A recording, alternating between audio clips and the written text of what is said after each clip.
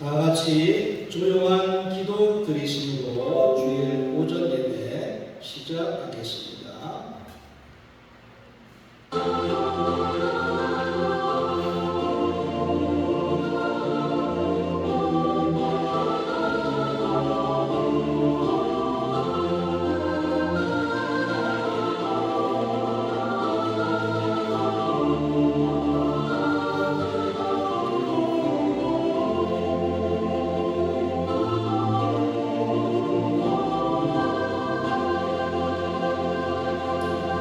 주께서 옛적에 땅의 기초를 놓으셨사오며 하늘도 주의 손으로 지으신 바니이다. 천지는 없어지려니와 주는 영존하시겠고 그것들은 다 옷같이 낡으리니 의복같이 바꾸시며 바뀌려니와 주는 한결같으시고 주의 연대는 무궁하리이다. 아멘. 다 같이 일어나셔서 예배 찬송 67장 찬송하시겠습니다. 예배 찬송 67장입니다.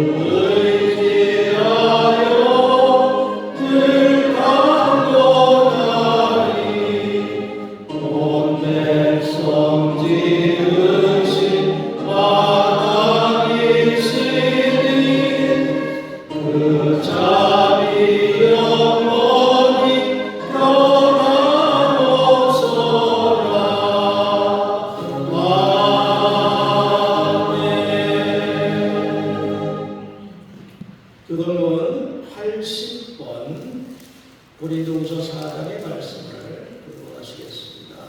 그동은 80번입니다. 그동은 80번. 우리가 이 보배를 질그릇에 가졌으니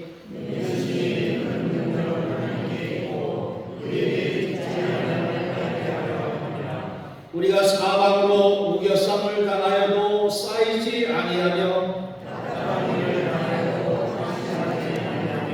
박해를 받아도 버림받지 아니하며 우리가 항상 예수의 죽음을 몸에 짊어지면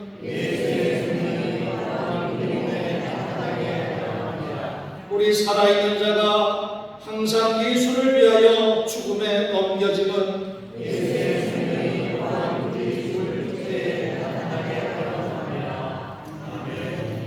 신앙 고백하시겠습니다. 전능하사 천지를 만드신 하나님 아버지를 내가 믿사오며 그의 아들 우리 주 예수 그리스도를 믿사오니 이는 성령을 인하사 동정녀와 마리아에게 하시고 본디오 빌라도에게 고난을 받으사 십자가에 못 박혀 죽으시고 장사기 사흘 만에 죽은 자 가운데서 다시 살아나시며 하늘에 올사 전능하신 하나님 우편에 앉아 계시다가 저리로서 산자와 죽은 자를 심판하러 오시리라. 성령을 믿사오며 거룩한 예와 성도가 서로 교통하는 것과 죄를 사하여 주시는 것과 몸이 다시 사는 것과 영원히 사는 것을 믿사옵나이다. 아멘. 성령 4장 보십니다.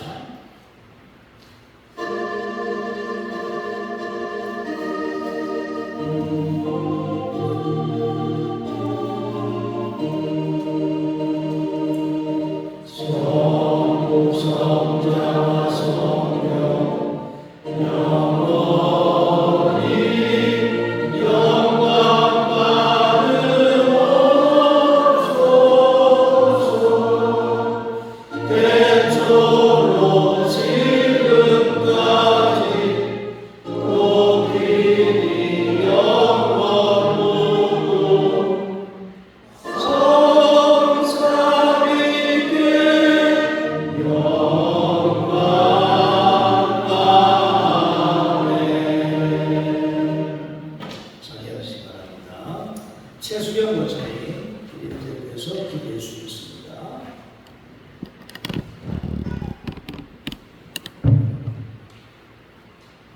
사랑과 은혜가 충만하신 하나님 아버지, 한 주간도 저희와 동행하시며 지켜주신 은혜에 감사드립니다. 6월 셋째 주일 주님의 날은 저희를 예배의 자리로 부르시고 주님 앞에 마음과 뜻을 모아 나올 수 있도록 인도하시네 감사드립니다. 우리들이 알게 모르게 지은 모든 죄를 사하여 주시옵시고 정결한 마음으로 예배드리게 하여 주시옵소서. 예배를 통하여 믿음의 담력을 얻고 세상에서 살아갈 때에도 연약해지지 않도록 인도하여 주시기를 원합니다. 우리들이 죄악을 멀리하고 구별된 성도의 삶을 살게 하여 주시옵소서. 사랑의 주님, 저희 교회를 위해 기도드립니다. 성도들이 나보다는 다른 사람의 마음을 만져주며 성도들의 어려움에도 귀 기울이고 우리 이웃의 아픔을 보고 듣게 하셔서 함께 치유해 나가는 은혜로 주님께서 주신 사명을 잘 감당할 수 있도록 각자 가진 달란트에 충성하게 하여 주시옵소서. 또한 모든 성도가 하나 되어 복음의 씨앗들이 싹이 나고 무성해지며 꽃을 피우고 열매를 맺는 우리 교회가 되게 하여 주시옵소서. 특별히 이 나라 대한민국을 위해 기도드립니다. 조국을 위해 헌신하고 생명을 바친 순국 선열과 호국 영혼들의 희생과 용기를 기억하게 하시고 그들이 남긴 유산이 평화와 정의의 열매로 이어지게 하시옵소서.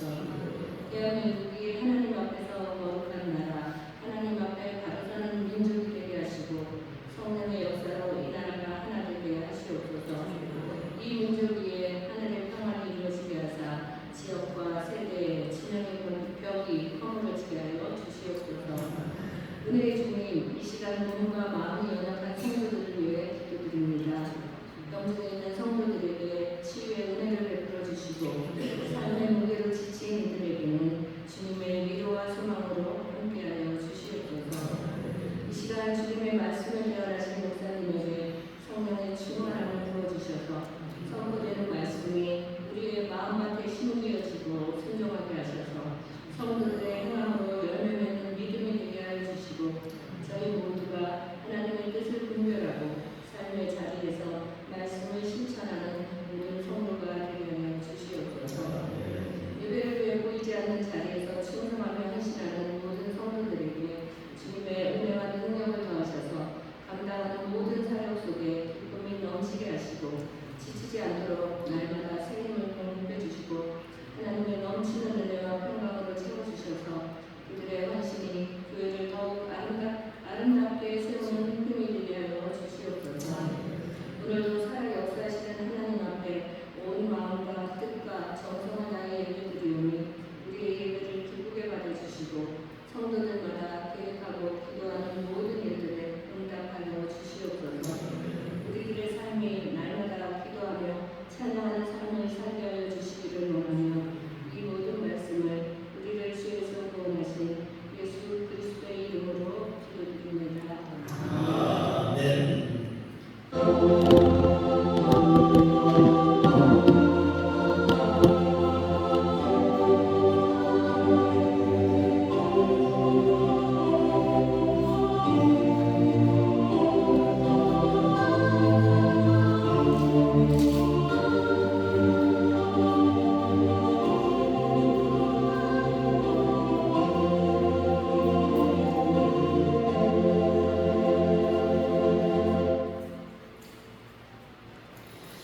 찬송 361장 찬송하시겠습니다.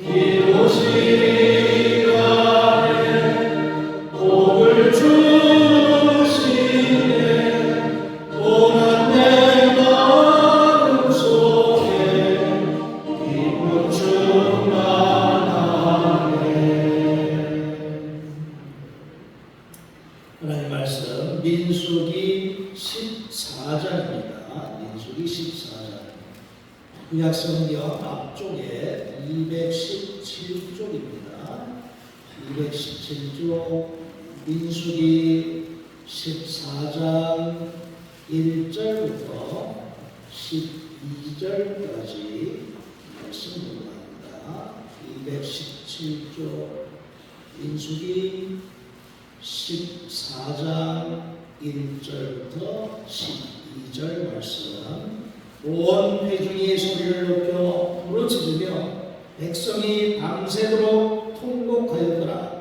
이스라엘 자손이 다 모세와 아론을 원망하며 온 회중이 그들에게 이르되 우리가 애굽 땅에서 죽었거나 이 광야에서 죽었으면 좋았을 것을 어찌하여 여호와가 우리를 그 땅으로 인도하여 칼에 쓰러지게 하려 하는가.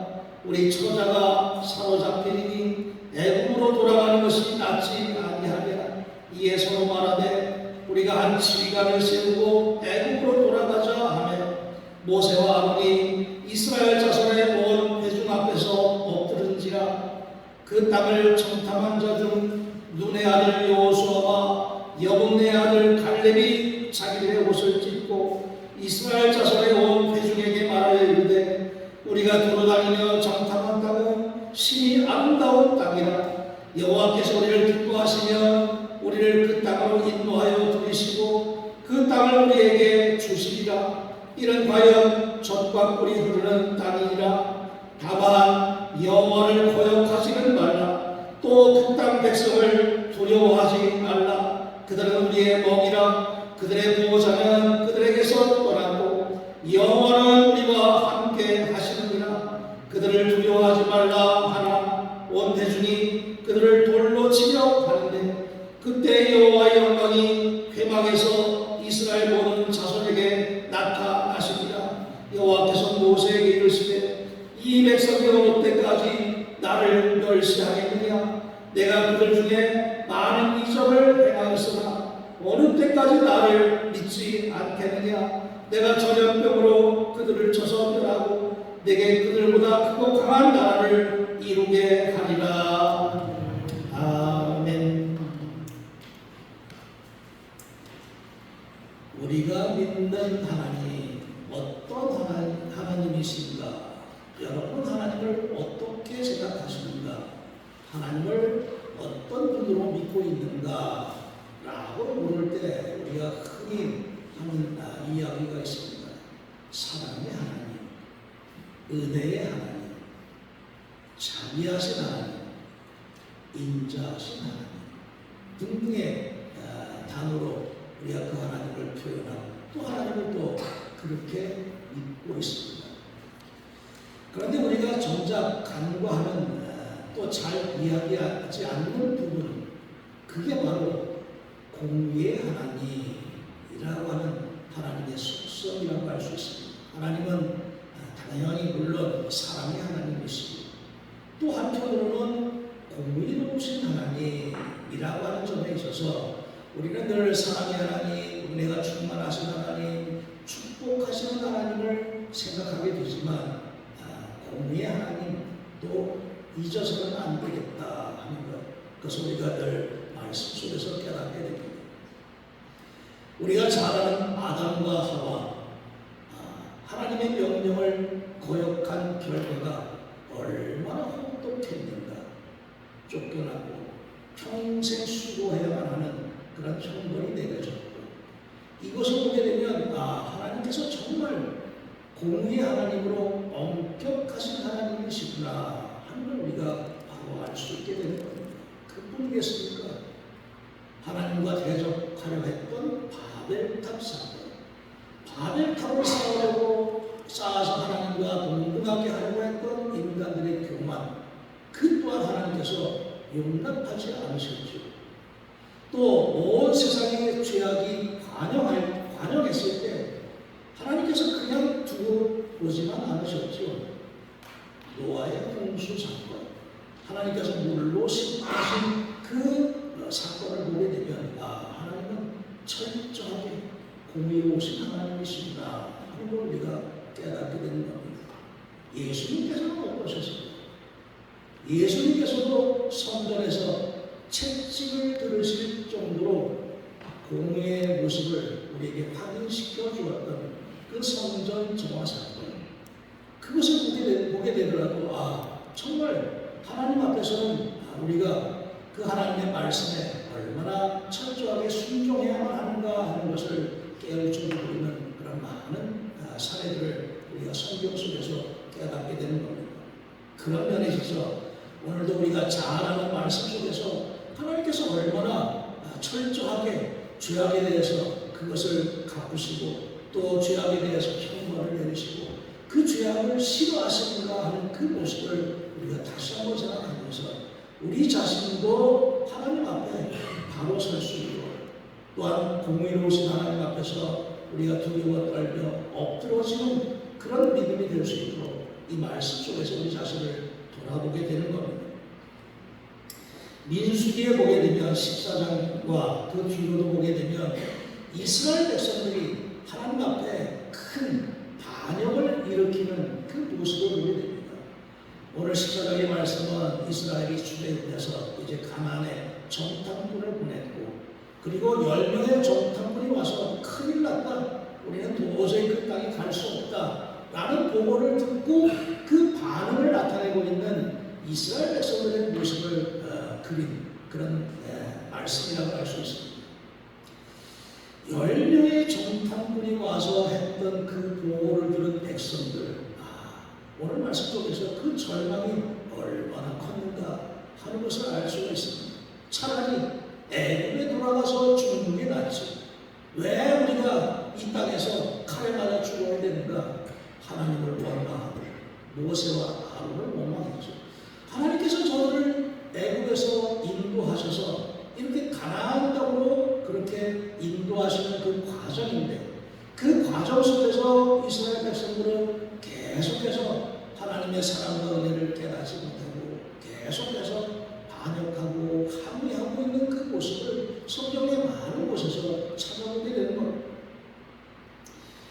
이 민수기에 나타난 이스라엘 백성들의 그런 아주 강한 반역 사건, 오늘 말씀에도 있지만 이 하나님께 대해서 하나님을 불신하고 또 하나님께서 세웠던 모세와 아론도 불신하고 그저 하나님께 반항하기만 하는 그 모습에 대해서 하나님께서 어떻게 하셨는가, 내가 전염병으로 그들을 쳐서 멸하겠다. 하나님을 반역하는 이 백성을 하나님께서 그냥 보고 있지 않겠다 하는 말씀으로 이렇게 엄하게 명하는 이 말씀을 보게 되는 겁니다. 그 뒤로 하나님께서 내리신 그 벌은 우리는 그 땅에 못 가, 차라리 죽는 게 나아, 그렇게 말했던 사람들 단 한 사람도 가나안 땅으로 들어가지 못했다 라고 성경은 기록하고 있습니다. 단 한 명도 들어가지 못했다. 얼마나 하나님께서 철저하신가 하는 것을 이 사건 속에서 우리에게 깨우쳐주고 있는 겁니다. 민수기 14장 27절 이하에 보면, 나를 원망하는 이 악한 회중을 내가 어느 때까지 참겠느냐, 내가 그들의 원망을 다 들었는데 말한 대로 되게 해주겠다 라고 말씀하시는 하나님의 진노를 그 뒤에 볼 수가 있게 되는 겁니다. 참 끔찍한 진노, 아니 어떻게 사람이 하나님께서 이렇게 하실 수가 있을까 라고 생각할 정도의 아주 엄한 그런 진노가 임하게 되는 것을 보게 됩니다. 그뿐만 아니라 이제 또 다른 이스라엘의 그런 반역의 사건이 뒤에 나타나게 되는데, 오늘 말씀 속에 있는 이 사건이 있고 난 뒤 한 38년 정도 그 뒤에 일어난 그 사건이 또 있게 됩니다. 그러니까 이제 광야에서 40년간의 그 방황의 생활을 하게 되는데, 조금만 참으면 이제 바로 가나안 땅인데, 그 직전에 또 한 번 이스라엘 백성들이 하나님 앞에서 반항을 하게 됩니다. 가데스의 반역이 있으니 38년, 이제 방황이 끝나갈 무렵에 당시에 지도층에 있었던 고라, 다단, 온이라고 하는 이 세 사람이 이제 서로 작당하고 반역을 일으키게 됩니다. 특히 이 고라라고 하는 사람은 레위 지파에 속한 사람이었는데, 성막의 기물들을 운반하고 관리하는 그런 성전을 잘 관리하는 역할을 맡았던 그런 사람이었습니다. 그런데 정말 그래서는 안 되는 사람이었는데 이렇게 반역을 했다는 이야기입니다. 이들 세 사람이 서로 수군대면서 무려 250여 명의 사람들을 끌어들이게 됩니다. 어떤 짓을 할 때는 자기만 하지 않죠. 계속해서 또 다른 사람들까지 끌어들여서 같이 하려고 하는 묘한 군중심리도 있게 마련입니다. 이들이 왜 그랬을까?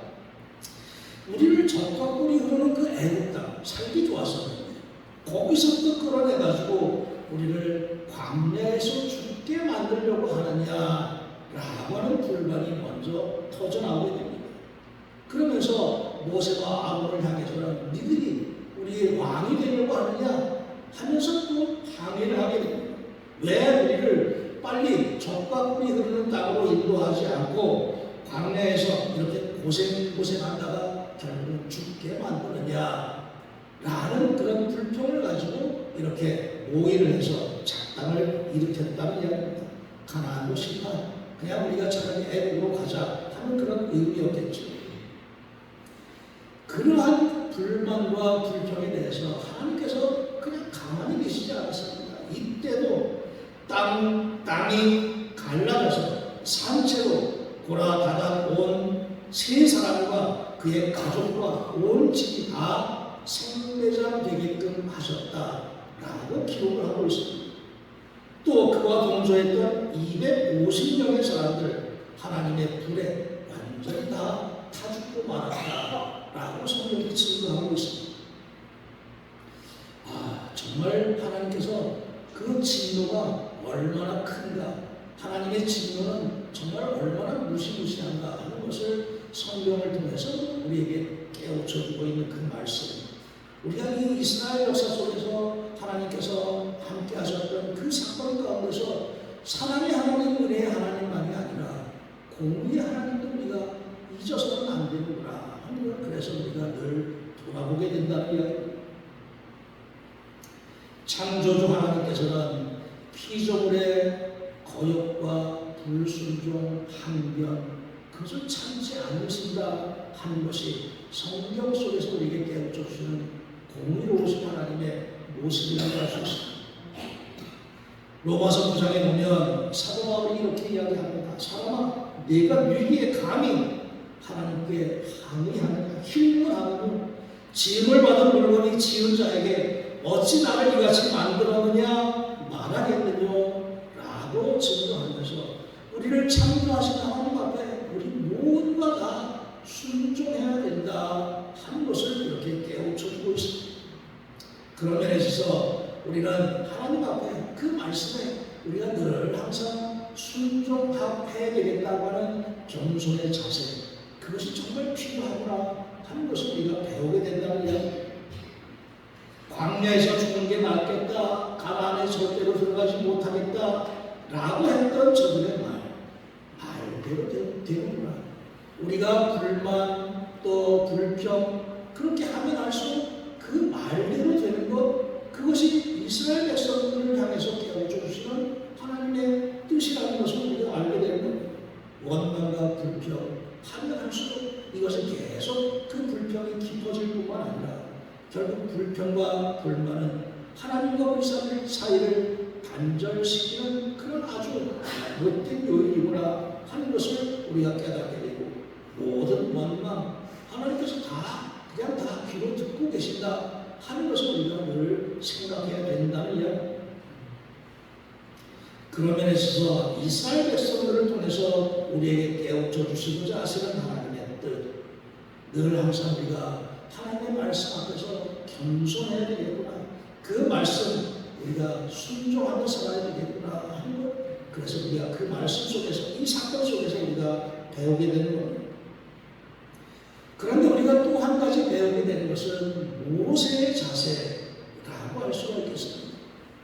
모세, 정말 피곤했을 것 같습니다. 무수히 많은 사람들이 모세를 때로는 항의하고 돌을 들기도 하고 그렇게 불평 불만을 쏟아냈던 모세. 그러할 때마다 모세가 어떻게 했는가? 오늘 말씀에도 있습니다. 모세가 엎드렸다라고 하는 말씀이죠. 왜 모세는 엎드렸을까? 하나님께 엎드렸다는 이야기입니다.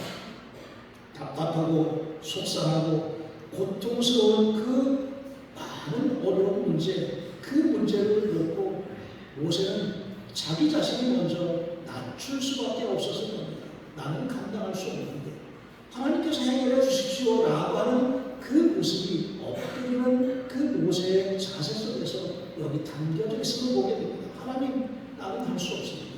하나님께서 좀 대신 좀 해주십시오 라고 자세를 낮추고 있는 모세, 하나님의 뜻을 기다린다는 이야기입니다. 하나님, 내 맘대로 하지 않고 하나님의 뜻을 내가 기다리겠습니다. 하나님께서 어떻게 하시는지 내가 듣겠습니다 라고 하는 그런 의미이죠. 결국은 하나님께 모든 것을 맡기고 기도하고 있는 모세의 모습을 여기서 배우게 되는 겁니다. 모세는 땅바닥에 엎드려 하나님께 기도했습니다. 하나님께 모든 것을 말씀드리고 하나님의 도우심과 하나님의 뜻을 기다리고 있는 그 모세의 모습. 하나님께서 얼마나 기뻐하셨을까. 그래서 하나님께서는 항상 모세의 기도를 들어주셨던 것을 우리가 잘 알고 있습니다. 우리는 이 모세의 모습 속에서 우리가 깨닫게 되는 것, 우리도 때로는 힘들고 어렵고 고통스러울 때 당연히 있을 수밖에 없습니다. 그러할 때마다 우리도 모세와 같은 그 믿음의 모습, 우리도 엎드려야 되겠다. 하나님 앞에 엎드리면서 하나님의 뜻을 구하고 하나님의 뜻을 찾고 기다리고 기도하고, 그러할 때 하나님께서 응답하셨던 하나님, 그 하나님을 믿는 것이 우리가 공의로우신 하나님 앞에서 우리 자신을 내려놓고 그 말씀 따라 살아가고자 하는 그런 모습이다 하는 것을 우리가 깨닫게 된다는 이야기입니다. 그래서 믿음도 해야 할 일이 있습니다. 우리도 늘 말씀 앞에 엎드려야 되겠죠.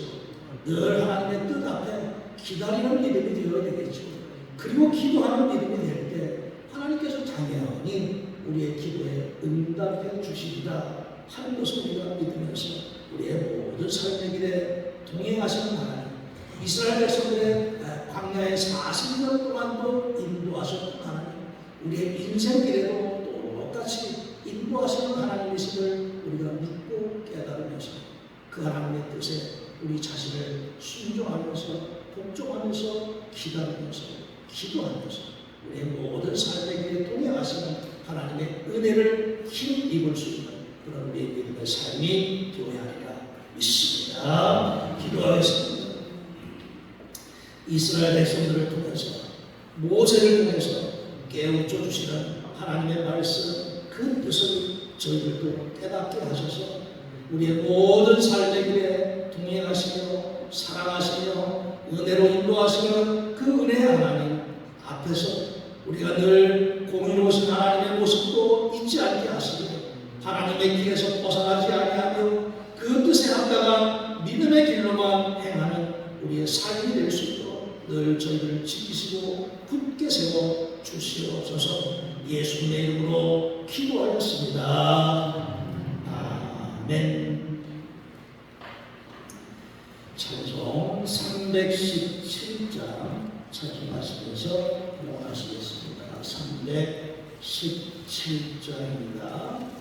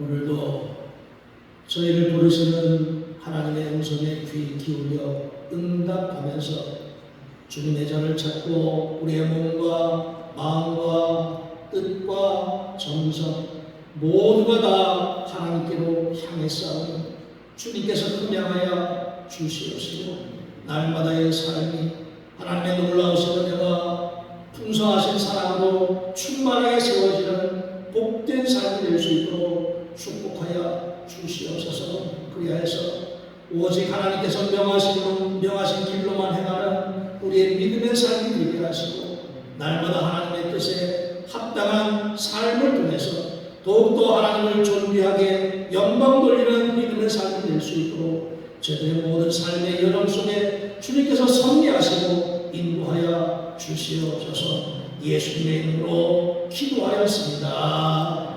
아멘. 교회 소식 알려드립니다. 동무연의 동문 목회자 체육대 이번 주 화요일 홍천 종합운동장 실내 체육관에서 있게 되고 담임자도 다녀올 예정입니다. 이번 주 담임자가 참여할 수 소망석이 되겠습니다. 다음 주께는 연합석회로 소망석 주관으로 모이겠습니다. 일교차가 아주 심한데 여러분들 건강 주의하셔야 되겠습니다. 하도 가물어서 저도 해 뜨기 전에 매일 나가서 물을 뿌리고 있습니다. 이 비가 언제 오나 하면서 애써 심어놓은 오이, 고추 이게 어떻게 잘 될까 매일 물을 주고 있는데 여러분들의 그 수고 얼마나 힘들까 저도 생각하며 기도하고 있습니다. 여러분들 건강 특별히 조심하시면서 또 건강 잃지 않도록 신경 쓰시기 바랍니다. 다 같이 일어나셔서 205장 찬송하시겠습니다. 205장 찬송하시고 길가에 기도드리겠습니다.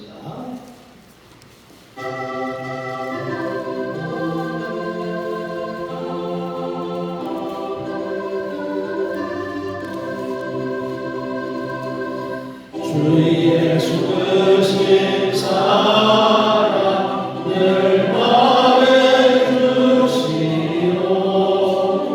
나 항상 듣던 말씀 또 들려주시오. 정해지 않는 정우 주 예수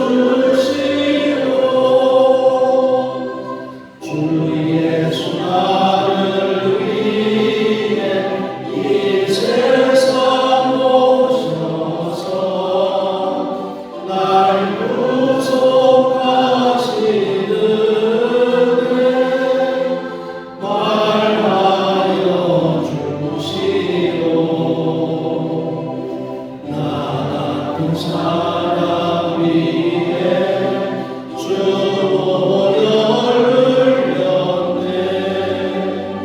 이 복스러운 말씀 또 들려주시오. 나 항상 듣던 말씀, 나 항상 듣던 말씀, 주 예수 크신 사랑 또 들려주시오. 이 세상 헛된 영광 날 밀어갈 때에 주 예수 크신 사랑 늘 들려주시오. 전국에 빛난 영광 내 눈에 비칠 때 주 예수 크신 사랑 또 들려주시오. 나 항상 듣던 말씀, 나 항상 듣던 말씀, 주 예수 크신 사랑 또 들려주시오.